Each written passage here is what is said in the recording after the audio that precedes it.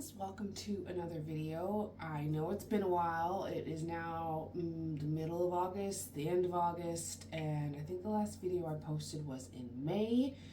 I was moving. I did mention that in my other videos that my next video would be in my house. I was not expecting it to take that long, but we went on vacation and we were renovating, and it just took that long to get everything set up and ready.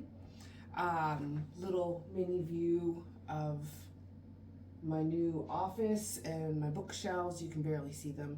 I can try and turn the camera a little bit so you can see them a little bit better. Alright, now my bookshelves are full and all those books stacked on the floor need to go on the bookshelf, but I need to buy a new one, obviously, since the last couple months even my books were all packed, but I was still buying more books, which is dangerous. If you're a book lover, you totally understand that. That's all we do is buy books. But I am doing a book review, and it is Rhapsodic by Laura Thalassa, and it is book one of the Bargainer series. I love the detail on the cover with the gold scroll and the nice silver black wing. There's not really much on the back. It says, "Make a deal if you dare." I will read the description. For the past 7 years, Callie has been wearing a bracelet of black beads up her wrist, magical IOUs for favors she once received. Only death or repayment will fulfill her obligations. Everyone knows that if you need a favor, you go to the bargainer to make it happen. He's a man who can get you anything you want at a price, and everyone knows that sooner or later he always collects. But for Callie, he's never asked for repayment, not until now. When Callie finds the bargainer in her room, a grin on his lips and a twinkle in his eye, she knows things are about to change. At first, it's admitting a truth, a single bead's worth, acknowledging the attraction between them. But the bargainer is after more than just rekindling their connection. Something is happening in the other world. Fae warriors are going missing one by one, and only the women are returned, each in a glass casket, a child clutched at her breast. For the bargainer to save his people, he'll need the help of the siren he spurned long ago, if she can forgive him.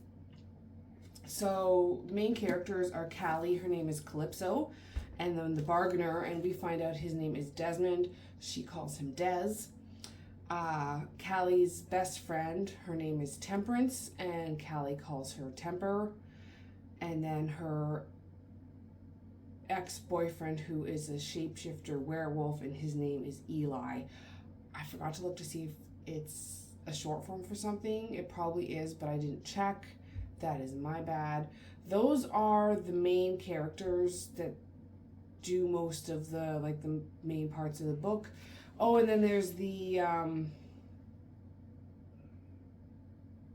now I'm never gonna find it. The king, I'm never gonna find it because I'm looking for it.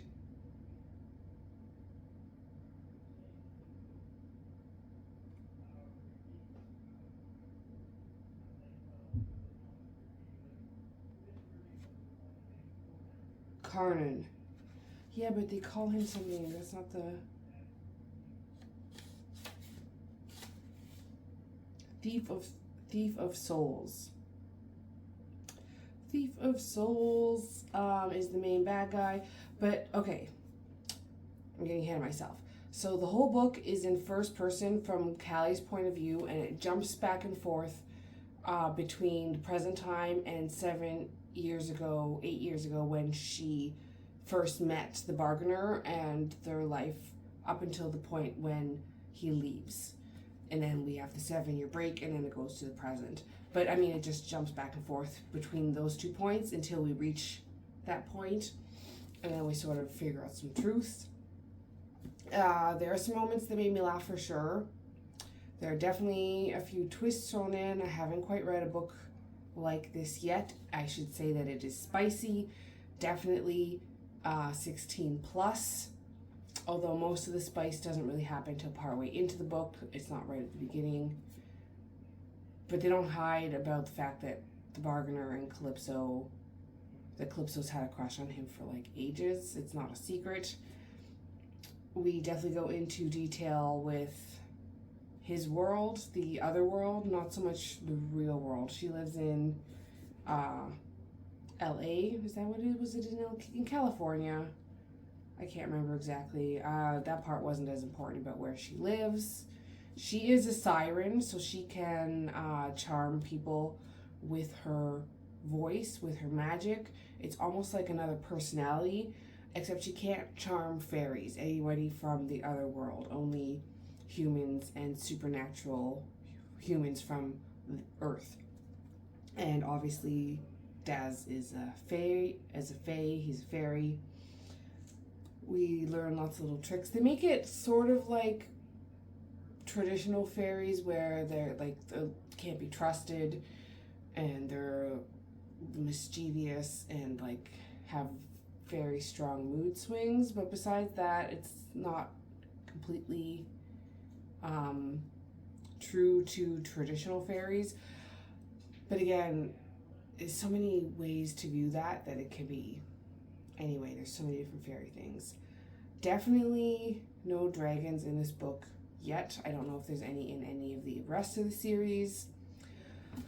The way it jumps back and forth with the past and the present, you can see how Callie has grown and changed and become a better person. You can see how she changes throughout her time with the bargainer. And you see how he changes as well, which is great. I'm terrible for picking at books and plot holes. I just wanted to enjoy the book. I devoured it in like 2 days. It was very good. I enjoyed it highly. Again, I jumped into this without thinking about books it compares to. You can compare it, looking back at my bookshelf, some Sarah J. Maas, but not really, because it's maybe the Crescent City series, sort of.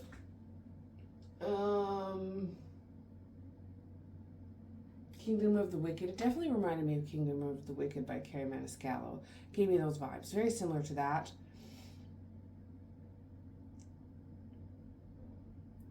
I'm trying to think of what else. It's been a while since they did that. Definitely romance. Not enemies to lovers, friends to lovers, I would say. Definitely gave me emotions, happy moments, sad moments. You feel for the past that Calypso has gone through. She's had a rough history. You gotta read it to find out. I feel like it was paced pretty evenly throughout the whole book. It ended on a good note. I shouldn't say it was a cliffhanger per se. It's a little...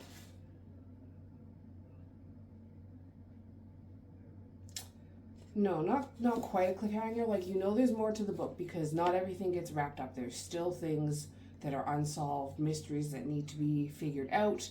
So it's not a complete cliffhanger, but you know there's more to the story for sure. I like at the back that they have a glossary of terms for people and places, the other kingdoms. Isle of Man. Oh, that's where she went to school, on the Isle of Man. Yeah.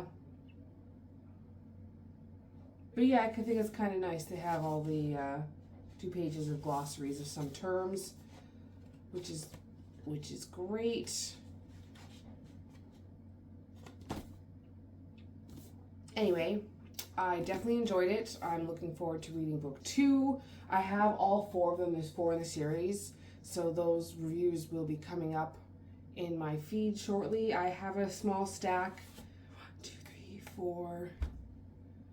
I think there was 5 or 6 books that I read while I was not filming. And so I will be making videos for those books as well. Maybe not all of them because I won't remember. I have 4 sitting right here that I own that I can quickly review so I can make the videos for them.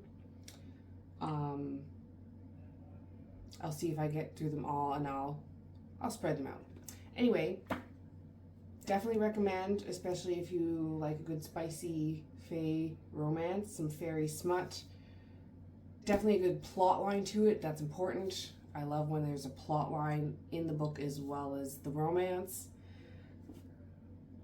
Yeah, I hope you enjoyed that review, and I'm sorry it took me so long to get back to it. Hopefully my videos are a little bit more even from now on. Everyone have a wonderful day, and I will see you in the next video.